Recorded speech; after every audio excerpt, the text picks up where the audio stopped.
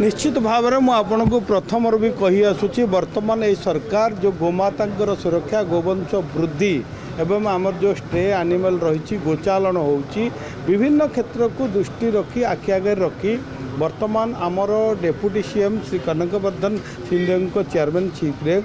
बर्तमान गोटे committee formation होती कमिटी रे आर रूपरेख करा किपरि भाव में गो सुरक्षा हो पार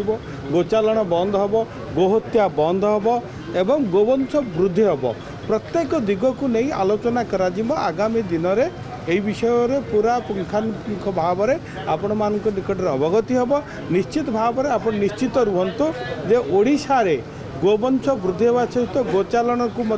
रोकवा एवं जो माने गोचालन करुचंती गोहत्या करुचंती तांको विरुद्ध कठोर रु कठोर दंडर विधान करा जिवार व्यवस्था करा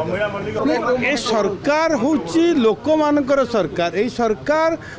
होची जनतांकर सरकार तेणु लोकंकर हितरे जहाँ आवश्यक हुए लोकंकर विकास पाई ग्रामांचल विकास पाई कृषि कृषकर विकास पाई युवा उद्योगी मानक आग को नेबा पाई ए सरकार वर्तमान काम करुचंती ए सरकार काहारी प्रवचन रे काम करूना ओडिशावासी हितरे ओडिशावासी ओडिशार विकास पाई जो विकसित भारत विकसित ओडिशा पाई ए सरकार वर्तमान काम करुचंती।